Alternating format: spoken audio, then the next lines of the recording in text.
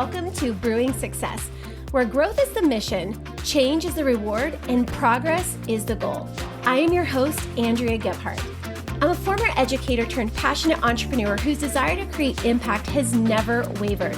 I have spent the last decade teaching, mentoring, and coaching people on how to create success in their lives and businesses with proven strategies and systems that not only bring about change, but big results. When it comes down to it, teaching is my specialty, leadership is my jam, and inspiring you to live a bigger, fuller life is what I'm all about. This podcast will give you the knowledge and tools you need to brew success in almost any area of your life. You're going to walk away each week feeling inspired, motivated, and ready to step outside your comfort zone and into the next level of who you're meant to be. Now let's get into today's episode. So I want you to think about someone for me. That's how we're going to kick this episode off. I just want you to think about someone. I want you to think about the last person who joined your team, or maybe even the first person that you ever brought on board. And if that memory is still vivid enough to reach, go there. Think about their first week. Think about what it actually felt like to be them. I'm going to tell you, they probably showed up with a combination of excitement and terror that they were probably working really hard not to show. They probably wanted to prove themselves immediately and were simultaneously afraid of doing the wrong thing. Every conversation required interpretation. Every unwritten rule of the culture was a potential landmine they could not yet see. They were watching you, watching how you moved, watching how you communicated, watching what you rewarded, what you ignored, what you said you valued, and whether your behavior actually confirmed it. And underneath all of that observation, interpretation, and effortful impression management, there was a question they were asking themselves quietly, constantly, in the space between every interaction. In fact, take yourself back to when you first started, to when you first got on the team. Were you a combination of excitement and terror? Were you trying not to show it? Were you afraid of doing the wrong thing? Were you just trying to figure it all out as you went along? Was there somebody that you watched and learned from? Again, underneath all of that observation, interpretation, and effortful impression, there was a question that they were asking. There was probably a question that you were asking yourself quietly, constantly, in the space between every interaction. And that question was, am I going to make it here? I remember actually having that thought my first time starting out in education as a fifth grade teacher, joining a fifth grade team that had been together for decades. I was the new kid on the block. And I was like really excited and motivated, but they already had their little clique and their culture and a way of doing things. And my new ideas weren't tested. They were novel. And I wasn't quite sure. So I watched, I paid attention. There were teachers I latched onto because they felt aligned. There were teachers I stayed away from because they just had an energy and a dynamic that didn't mesh well with mine. But I remember asking myself, am I going to make it here? And when I became an administrator of a school, and here I was young and female and all the things, thinking, am I going to make it here after that first big district-wide meeting with all the other admins? Am I going to make it here? And I'm sure you have asked yourself that question when you're starting out brand new, when you became a part of the team that you're currently a part of. And that question, that tender, vulnerable, deeply human question, is what every new team member is carrying. Am I going to make it here? And what you do in response to it as their leader in those early days and weeks will determine not only whether they make it, but what kind of team member they become when they do. You guys, welcome to Brewing Success. I am so excited to kick off this episode with you. I'm your host, Andrea Gebhardt, and today I am teaching a team building framework that I call A.R.C. Activate, Replicate, Celebrate. These are 3 essential modes of building a successful team. And if you are someone who is here, who is working with a team, leading a team, developing a team, you are in the right seat because we're going to talk about how to Build a successful team. 3 distinct leadership responsibilities that, when applied with intention and in sequence, are going to transform the person who walked in asking, am I going to make it, into the person who stays, grows, leads, and eventually helps somebody else make it too. And that, my friends, is as leaders what we all want to see happen. So let's start by building the ARC. So in the word ARC, you know I love a good acronym. I cannot help myself. The letter A is for activate. This is probably like the biggest confusion. People think that activation is onboarding, and it is not. Activation is not onboarding. It is not the paperwork, the systems training, the introduction to the team chat. Those things matter and they belong in the first week, but they are logistics, not leadership. Activation, I want you to know, is something deeper and more consequential. It is the process of igniting belief in a person who has not yet had the opportunity to prove to themselves and protecting that belief long enough for them to get their first real win. I call it keeping them in the cradle, right? So it's igniting that belief and then protecting it until they get that first real win.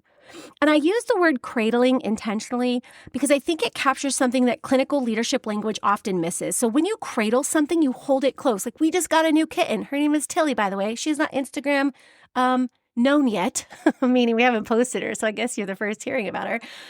But when I cradle Tilly, I hold her close, right up to my chest, nice and close to my neck. That's where she is. You protect it from being dropped. You're aware of its fragility, not because it's permanently fragile, but because it's in a stage of development where the right conditions matter enormously and the wrong conditions can inflict lasting damage. A new team member's confidence and self-efficacy are fragile in the early stage. Not because the person lacks capability, but because capability without evidence of its own performance hasn't not yet had the chance to become belief. And belief, genuine felt embodied belief in one's own capacity to succeed in this environment, is the fuel that everything else runs on. Your first job as a leader in the activate mode is to protect that belief while the evidence is still being gathered. Cradling is not coddling. Those are 2 separate words, and if you need to know why, go look them up. It's not the lowering of standards or the protection of someone from all discomfort and difficulty. Cradling is the deliberate, attentive, key word here, proximate leadership that keeps a new team member close enough to the leader that they receive real-time guidance, genuine encouragement, and the kind of immediate course correction that prevents small mistakes from becoming large confidence crises. Cradling also means paying close attention to the internal narrative of a new team member, which is, the story that they're telling themselves about their early performance. Sometimes people join the team and they get into go mode and things don't go like they thought they would. And they immediately start telling themselves, I'm not good at this. I'm not capable. I'm not worthy. Who did I think I was? Why did I think I could start something new? Why did I think that my dreams mattered? Like all of those internal narratives start to happen and take place. And the reason why is because in the activate stage, a single difficult conversation, a rejection, a missed target, or an awkward interaction can become the seed of a limiting belief if the leader is not close enough to reframe it in real time. So when someone comes to me like, oh my gosh, I suck at this because I did this and this didn't happen. I'm like, no, you didn't. You don't suck. You're trying. You didn't suck. You're learning. You don't suck. You're putting yourself out there. This is how we get better. We have to adopt a whole new level of thinking and communicating, believing and doing. And you're in the process of that. Yay. That's where we want to be. So for example, let me give you guys, I think I have lots of examples here to share with you guys today, but let's just say a new team member makes her first pitch and it doesn't land. She comes back visibly deflated. The leader who is cradling does not say, it's fine, keep going. Instead, that leader sits with her. She names what she did well. Specifically, not generically, you know what you did really well here? The way you started the conversation, the way you answered her questions. She reframes a rejection as information rather than a verdict. She adds a confidence coin to her belief bucket before the doubt even has a chance to drain it. And when she sends her back, then she sends her back out, not because the discomfort is gone, but because her belief in her capacity to handle it has been reinforced. It's kind of like, when you have kids and your kids are doing something and I don't know, the first time I could think about, one of my girls made pancakes and she ruined them. They were burnt. They were black on both sides, not edible. Not even if you tried, not even if you held your nose, your tongue instantly wanted to go hide in your throat. They were awful. And she was like, I guess I'm not a good cook. I guess I'll never get good at this. And I was like, it's not, no, look you made the batter. You did this really well, that really well. You did a great job. The only thing that we got to do is take a look, what can burn something when something's too hot. So next time, let's just pay attention to the temperature. So then that belief of I'm a good cook, I did everything right. Now I have to pay attention to this part, just reinforcing her belief that she can eventually cook pancakes, which, hey, as leaders, let's get better at reinforcing everybody's belief that they can make pancakes. All right. You picking up what I'm putting down there? So the single most important leadership action in the activate mode is this. And I hope you write this down. Help the person that you're developing get their first win as quickly as possible. Not a manufactured win, not a lowered bar participation trophy like, oh, just jump on the Zoom and yay. No, like a real legitimate felt victory. The moment where the new team member does the thing and it works, and they feel perhaps for the first time in this environment that they belong here, that they can do this. That the answer to, am I going to make it, is going to be yes. And that's why I always tell people, especially in sales, when you can teach that brand new person to get their very first customer, when you can teach them to get one customer, you have literally just taught them to get 10, to get 100, to get 1,000. When you help somebody learn how to recruit a new person into the business and onto the team, once you teach them how to do that successfully once, they can do it 10 times, 100 times, 1,000 times. And that's why I love that aspect of teaching and developing. We're not going to throw our brand new team members out in the middle of the lake and just be like, hey, figure it out. No, we are right there cradling them, reinforcing belief, helping them get those first wins quickly.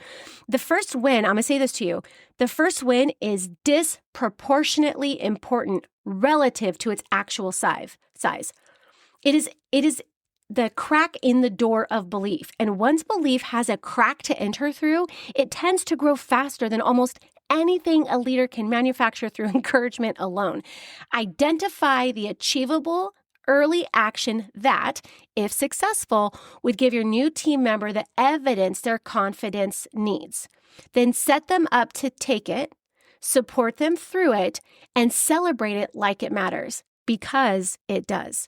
So as a leader, me talking to you right here, right now, what is that early action that, if successful, would give your new team member evidence that their confidence needs, that would set them up to believe that they can do it?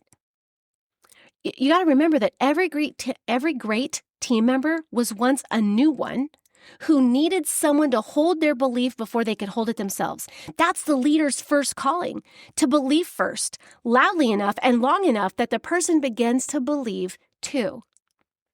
And that takes us to the second letter in A.R.C, which is R, which is for replicate. And this is the transition from cradling to teaching, from holding them close to the next step. So there's a moment in the development of every team member where the cradling must give way to something a little bit more demanding, where the leader who has been holding close must begin to step back, not because a person no longer needs support, but because continued cradling beyond its appropriate season actually limits the growth it was designed to protect. Hello, helicopter parents. I'll just leave that there. That's a whole nother conversation. But there's also helicopter leaders, by the way. The replicate mode is that step back. It is the transition from belief building to skill building, from protecting confidence to developing the hard skill competence that makes confidence justified and sustainable. And it is really, in many ways, the most technically demanding mode of the three, because it requires the leader to do something that doesn't come naturally to most, to teach what they know so thoroughly and in such transferable terms that another person can execute it independently. Again, it requires a leader to do something that does not come naturally to most, to teach what they know so thoroughly and in such transferable, teachable, tangible terms that another person can execute it independently. A leader who has built a successful client acquisition, regardless of the industry, knows exactly what they do and why it works. But translating that knowledge into a teachable, repeatable system that a team member can execute without the leader in the room, that is a different and more demanding skill than simply performing the process itself. Replication requires the leader to make the implicit explicit, to name the steps that have been internalized, the decisions that are made automatically, the judgment calls that are applied without thinking about how they're applied, making the implicit explicit. So replication is the deliberate teaching of three things. Jot this down: the actions, the habits, and the systems that lead to success. Not the leader's personal style, which is non-transferable and should not be the target of the replication, but the underlying process of what produces results, the sequence of behaviors, the decision-making frameworks, the daily and weekly practices that, executed consistently by anyone who learns them, produces outcomes that are reliably similar to the outcomes that the leader produces. This is the difference between teaching someone to do what you do and teaching them to do what works. The former, teaching someone to do what you do, it creates dependency. Teaching them to do what works creates capacity. And capacity, which is the genuine independent ability to move and create wins without requiring the constant presence of the leader, is the goal of the replicate mode. So the genuine independent ability to move and create wins without requiring the constant presence of a leader is the goal of the replicate mode. That's why the word is replicate, replication, to replicate the habits, the decisions, the systems.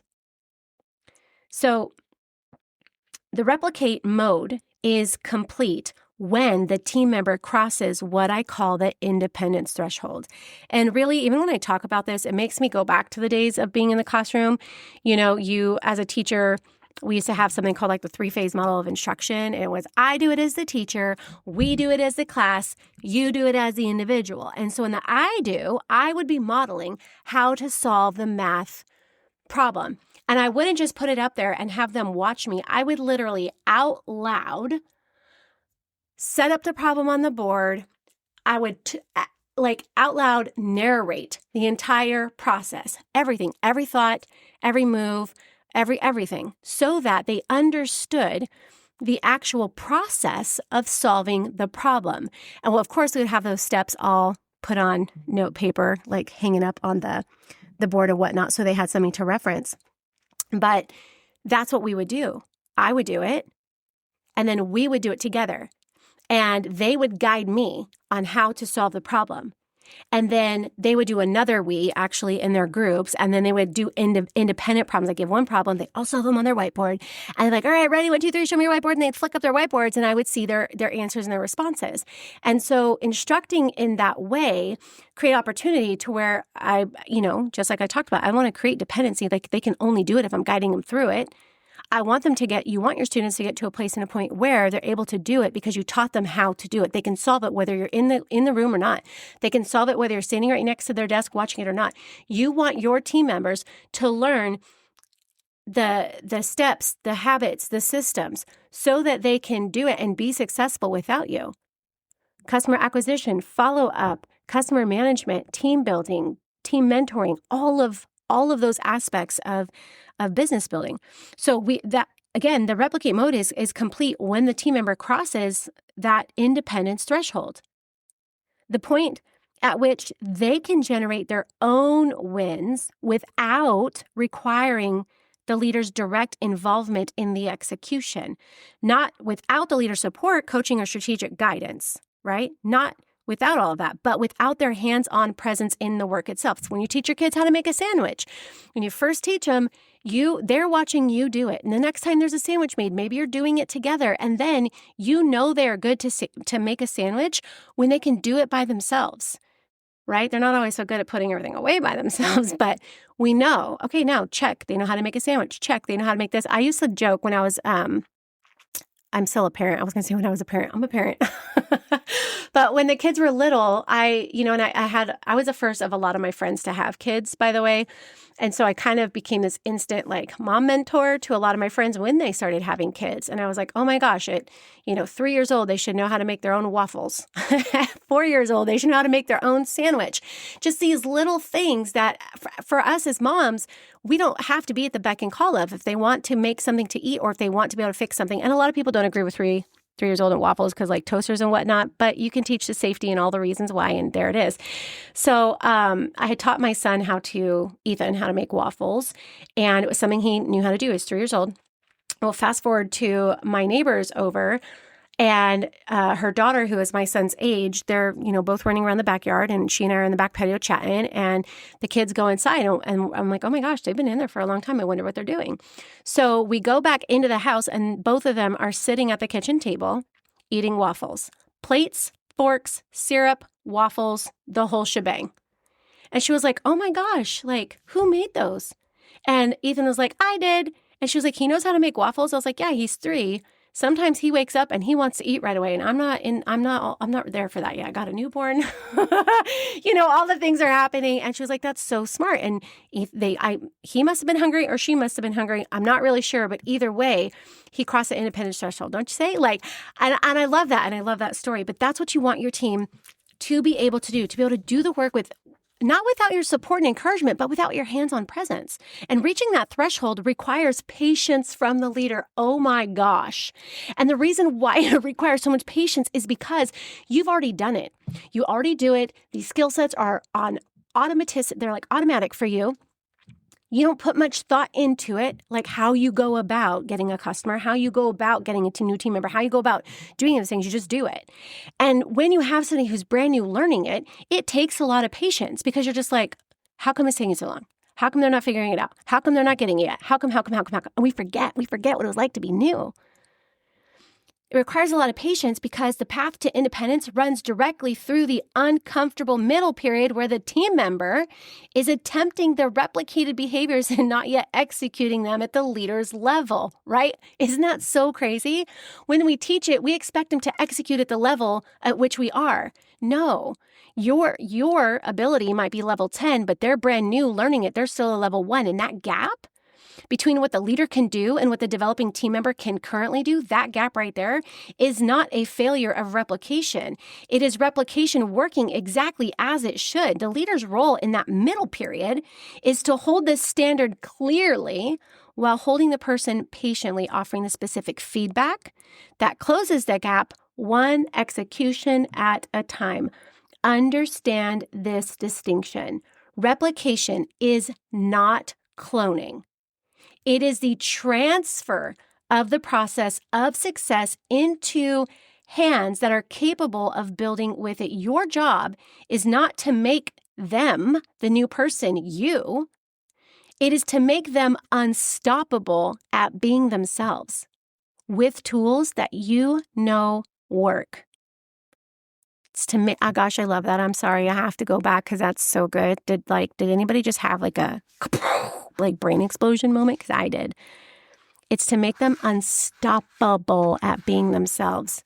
Sometimes I think as leaders, we put this pressure that they're only good if they're as good as we are. And they're not supposed to be as good as we are. They're supposed to be as good as they have the ability to be. We got to make them unstoppable at being themselves. And that's why really focusing on systems and habits and decisions is more important than style, because how I might approach something, my style, right? Like when I was a teacher, my teaching style was very different than some of the other teachers. We all taught the same lesson. We all taught the same pages in the book, but we all taught with a little bit of a different style. I used Justin Bieber in my word problems. The other teachers probably used boring names, but it was what I love to do to feel connect with my students and help them, make them feel relevant and keep, have a little bit of fun too. We also used a lot of Shrek, by the way. But we got to make people unstoppable at being themselves. I love that. I think it's really powerful and something as leaders we should really hold on to. So the final letter, C, is for celebrate. So we have activate, replicate, and celebrate. These are the 3 essential modes of building a successful team. So let us address the elephant in the room immediately. Some leaders are uncomfortable with celebration.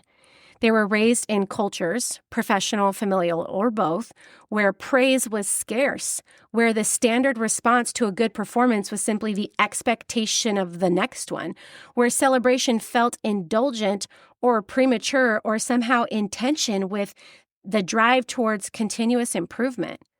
And I want to offer a reframe to every leader who has ever held back a genuine acknowledgement of someone's achievement because it felt like too much or too soon or not quite the right moment.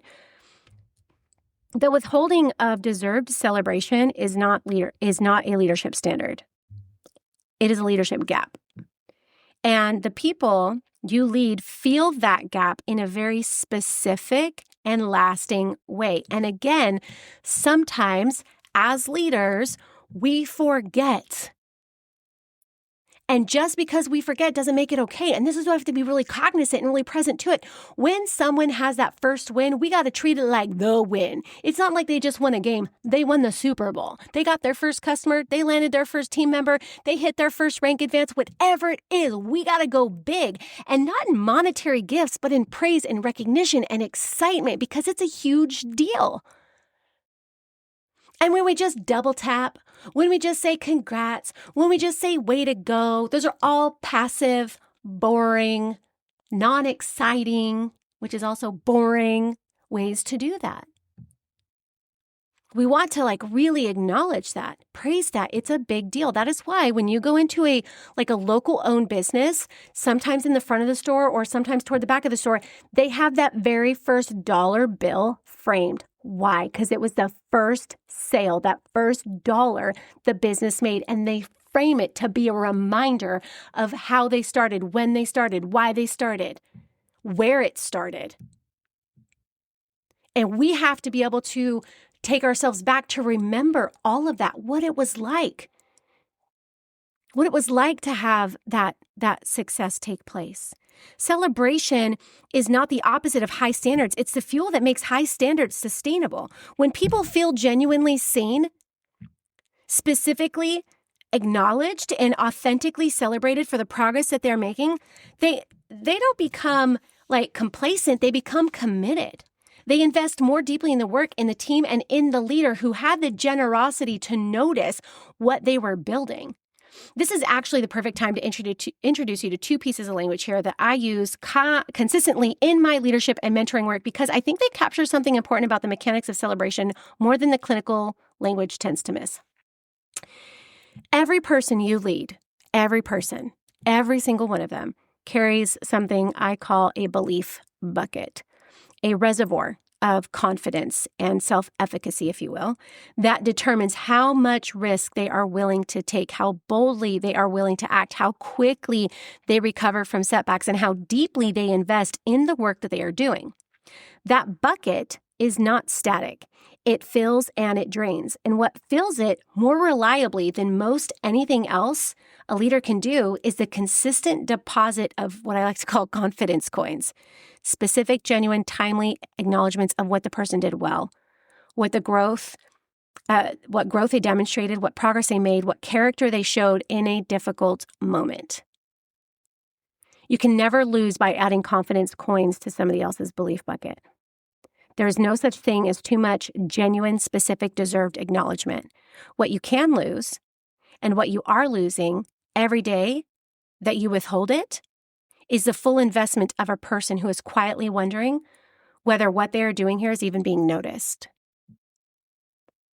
So be sure to celebrate every win and also celebrate every failure that was handled with integrity and used as a learning opportunity.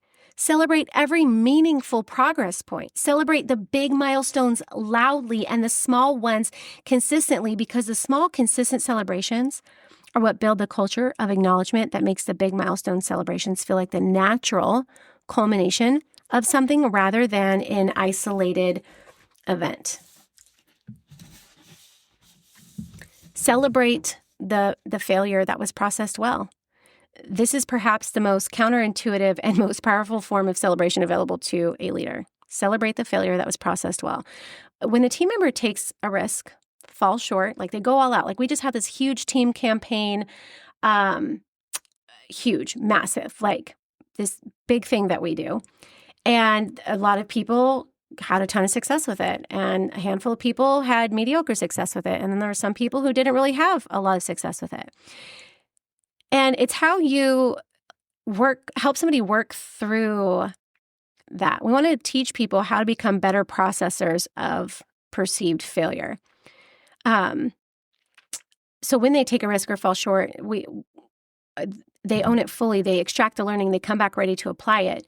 The sequence deserves explicit acknowledgement. So earlier today, I was on the phone with a team member who, with this event that we had, she's like, well, it just wasn't as successful as I thought it was going to be. And I was like, well, did you get sales? Did things happen? Did things move? She's like, yeah, but compared to everybody else, I'm like, no, we're not talking about everybody else. We're talking about you.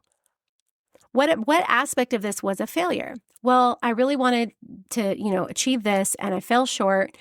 And I said, did you still make progress, right? That's why we always say we shoot for the moon, we land on the stars, or shoot for the stars and we land on the moon. However that saying goes. Now, gosh, I'm questioning myself. But either way, you get the point. And, well, what did you learn? Well, what I learned is that I didn't have as many people to be in conversation with because I kind of took a few weeks off of social media because I was tending to this, and this. And that kind of created like a little bit of like a deficit in presence and blah, blah, blah that resulted in, I'm like, all right, so what does that teach us? What do we learn? So was it really a failure? Did you really fail? What will we do better next time? And it's helping process that. That's huge. And it's not because the failure was desirable, but because the response to it was exactly what the leadership development looks like. The team member who is celebrated for handling failure well will take more risks. And the team that takes more risks produces more breakthroughs. It's just how it goes.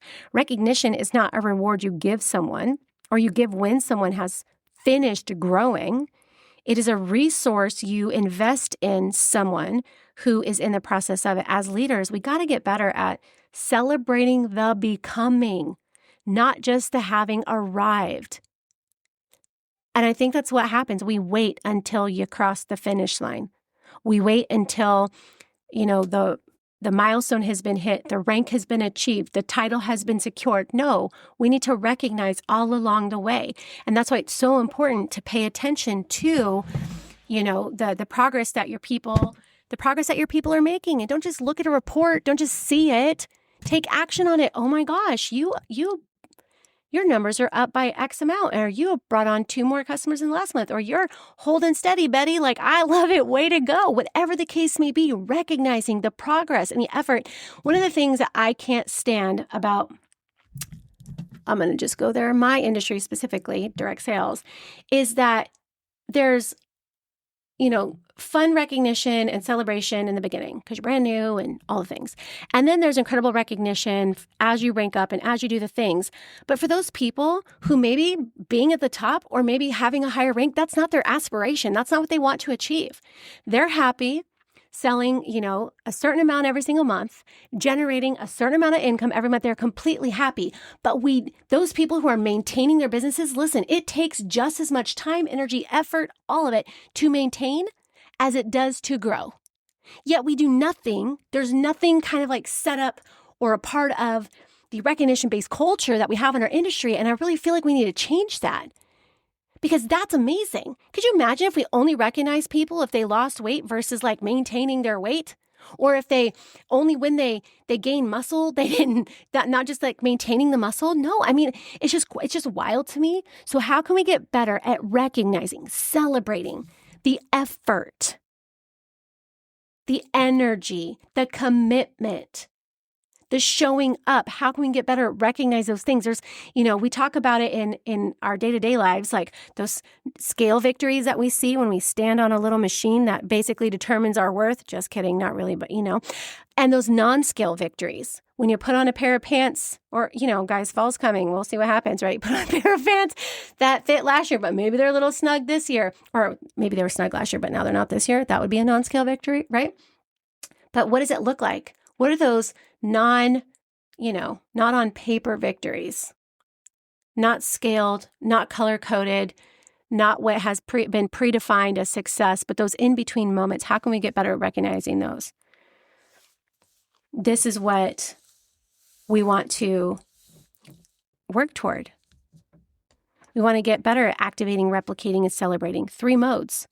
1 arc, the complete architecture of a leader who doesn't just recruit people, but develops them. So now I have 3 questions for you. Of course, I don't know if you've noticed lately, but I'm really trying to develop you as well as we go week to week here on the show. So I have 3 questions for you. Let's talk about on activating. Who on your team is currently in the belief building stage and needs to be cradled closer than they currently are? And what is the specific first win you could help them achieve in the next 2 weeks that would begin to answer their quiet question of whether they're going to make it here? Meaning pulling that person in, setting a goal,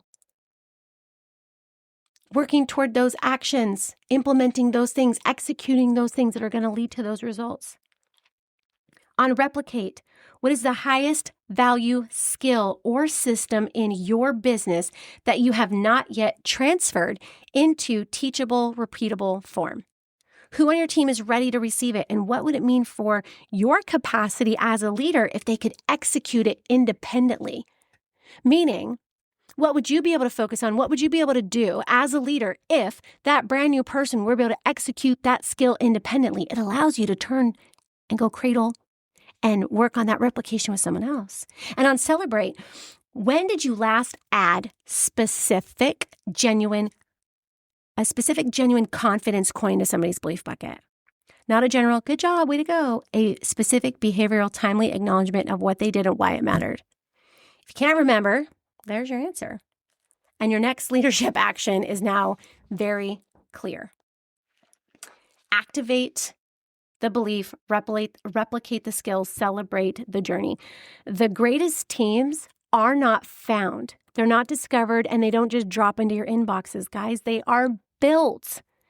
And they are built by leaders who understand the person in front of them in their first week, in their first difficult season, in their first breakthrough moment is not just a role to be filled or a metric to be managed.